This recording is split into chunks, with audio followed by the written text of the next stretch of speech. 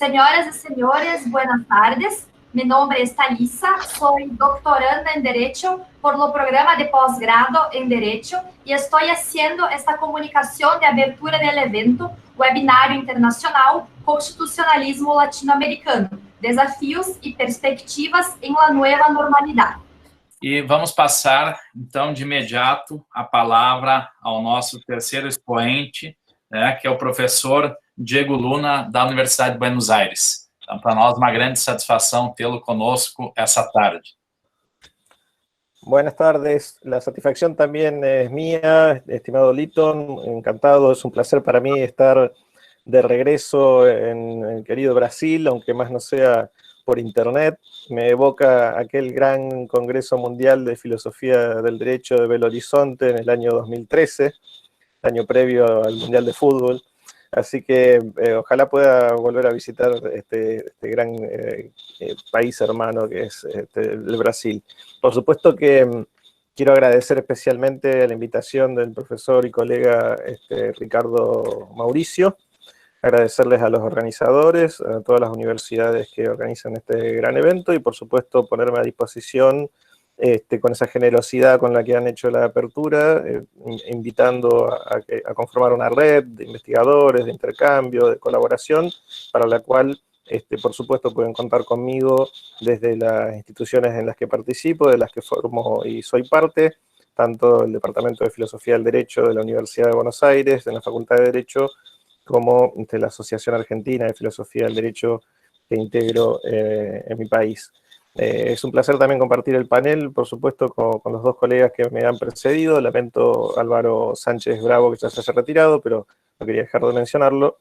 Y al colega Marcos Leite, que acaba de pronunciar su palestra. Yo voy a hablar en castellano lo más que pueda. Les pido disculpas en ese sentido, porque es un público muy generoso que me está escuchando y les pido disculpas, hablaré despacio, ya que mi portuñol sería aún peor todavía. Prefiero hablar en castellano de manera pausada, así que muy amables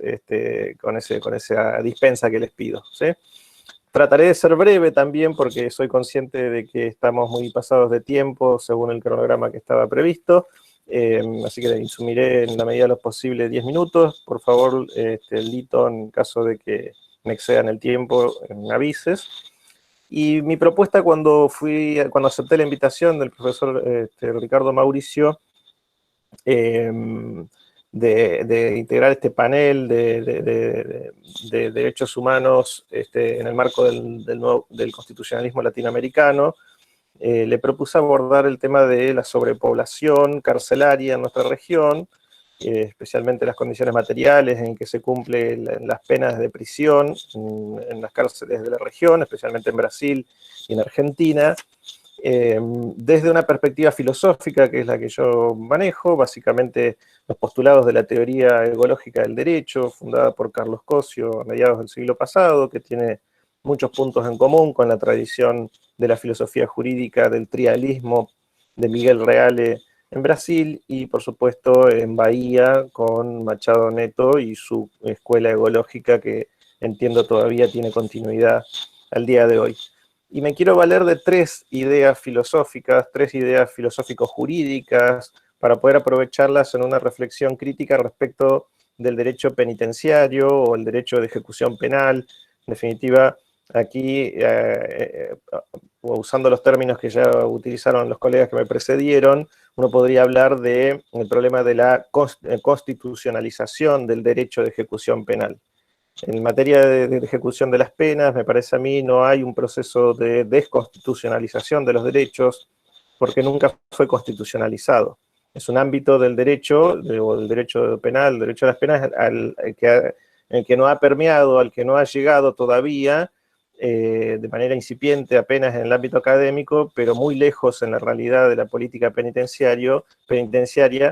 la vigencia real, la aplicación concreta de los tratados de derechos humanos, especialmente, y por supuesto de la Convención contra la Tortura y otras penas y tratos crueles, inhumanos y degradantes, que no se ven plasmados en la realidad de lo que uno ve en nuestra región cuando ve lo que ocurre en las cárceles brasileras, en las cárceles argentinas, peruanas, bolivianas, en nuestra región de Latinoamérica.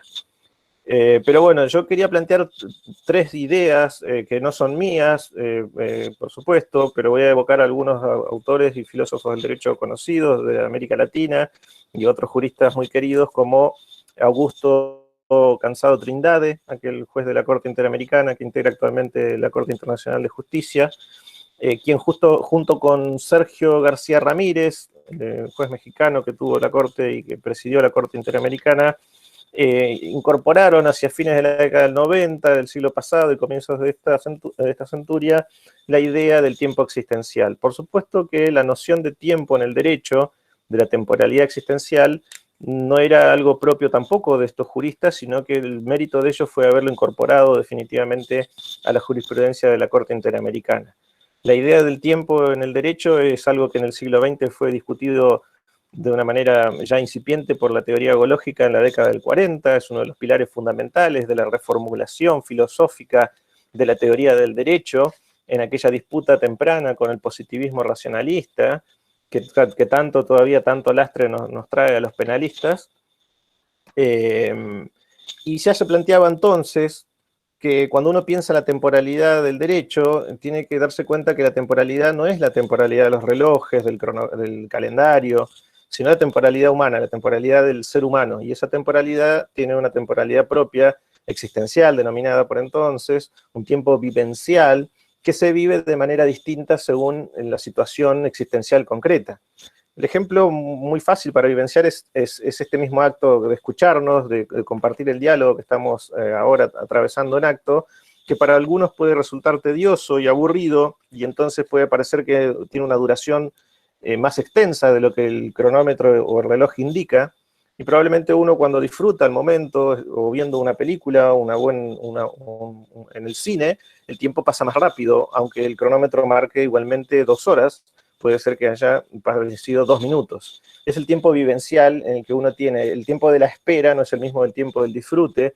transcurre más lento, de ahí que haya horas que duran días y días que han parecido segundos o años. Incluso este año 2020 particularmente creo que nadie tiene dudas de que ha sido más largo que todos y parece que jamás termina. Ese es el tiempo vivencial, el tiempo existencial. Y lo particular que quería señalar de esto es cómo la jurisprudencia de la Corte Interamericana lo ha incorporado a fines del siglo pasado. El otro gran jurista que quiero mencionar, latinoamericano, es fallecido recientemente, hace creo que aproximadamente 2 años, Carlos Fernández Cesarego, el peruano, que le debemos, entre otras cosas, el Código Civil del Perú de la década del 80, estuvo a cargo de las políticas de prisiones en la década del 60 en el gobierno de su país, conocedor de la teoría ecológica también, conoce a Carlos Cosio muy joven en aquel gran congreso por el 4º centenario de la Universidad Mayor de San Marcos en 1951 en Lima, y toma también,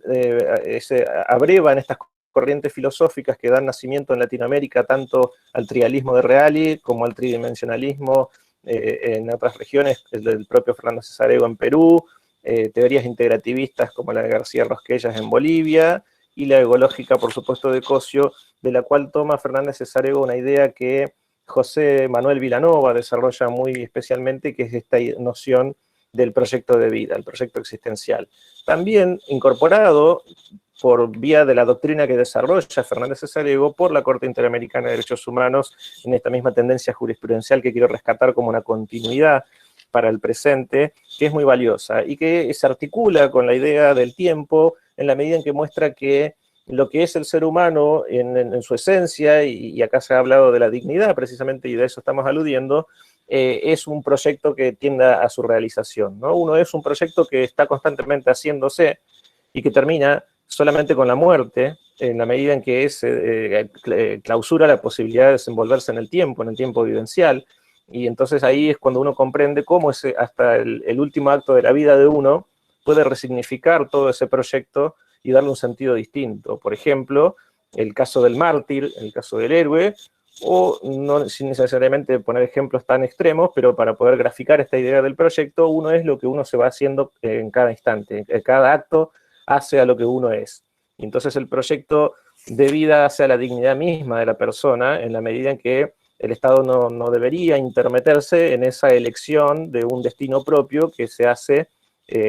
cotidianamente con actos de elección, con actos de libertad hacia un proyecto que uno tiende a realizar. Esta idea yo la dejo señalada, la del tiempo existencial, la del proyecto de vida, para poder articularla luego con lo de la privación de la libertad y las penas privativas de la libertad.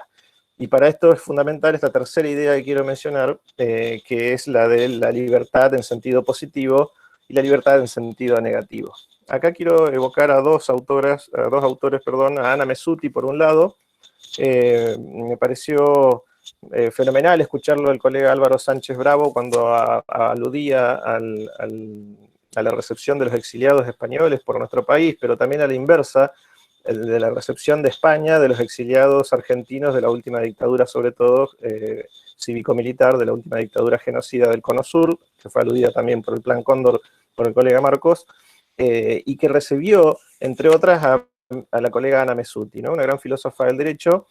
se dedica al derecho penal y quien es actualmente la impulsora del único juicio con jurisdicción universal que tramita en Buenos Aires precisamente para perseguir los crímenes del franquismo. 4 décadas de dictadura en un país que ha sido descrito como una gran fosa común que tiene alrededor de 100.000 desaparecidos todavía, producto de esa gran dictadura en España.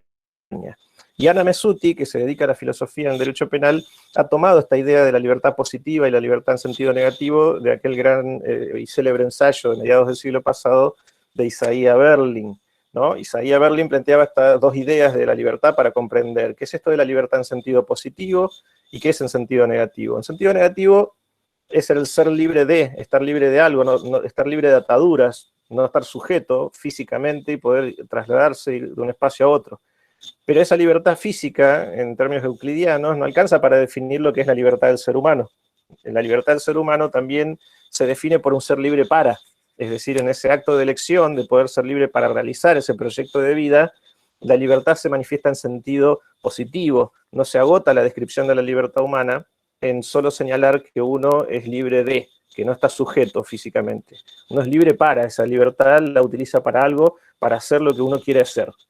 Y cuando Ana Messuti toma esta idea de Isaiah Berlin, da un concepto que es,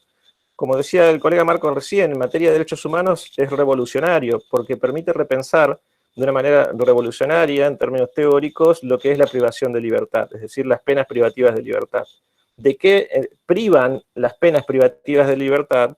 Históricamente se la definió como una privación de la libertad de locomoción, es decir, una persona presa, privada de libertad, está privada de su libertad porque no puede irse del lugar físico en el que está alojado.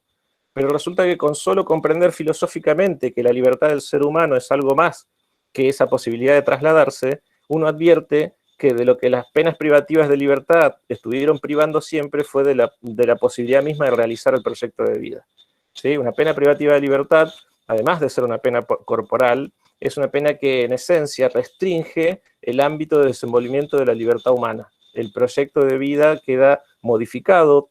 a veces trunco, a veces imposibilitado por la privación de la libertad. Que esa privación de la libertad y esas consecuencias a veces sean también la consecuencia de un acto de responsabilidad del sujeto castigado, no exima ni quita que esta afirmación que estoy sosteniendo se cumpla. Es decir, que sea responsable del acto por el cual el sujeto está privado de la libertad, no quita que esa privación de la libertad restrinja el proyecto de vida. Más aún, esta consideración la aclaro en una región como la latinoamericana, en la que más del 50% de las personas privadas de la libertad no están condenadas, es decir, su acto de responsabilidad no se tiene a ciencia cierta en términos jurídicos de que haya existido, es decir, son jurídicamente inocentes. Y con estas tres ideas voy cerrando para esta amalgama, querer señalar cuáles son las posibilidades que se abren para el derecho de ejecución penal, el derecho penitenciario, cuando esté dispuesto a receptar desarrollos de la filosofía del derecho, de la teoría del derecho y de la jurisprudencia de la Corte Interamericana de Derechos Humanos, y se decida de una vez por todas encarar una transformación, una constitucionalización del derecho de ejecución penal.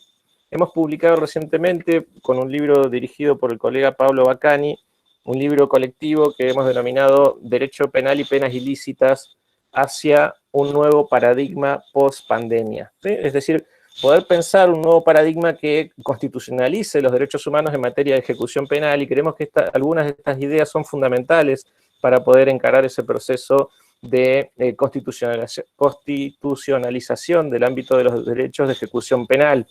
Y en esta línea quiero señalar, y con esto sí termino, la jurisprudencia de la Corte Interamericana en dos precedentes de diciembre del año 2018, precisamente dirigidas contra Brasil, que son dos medidas cautelares que adoptó la Corte, no son sentencias de fondo, son medidas preventivas que adoptó respecto del Instituto Plácido Sá Carvalho en Río de Janeiro y el Instituto de Curado, en las que dispuso que,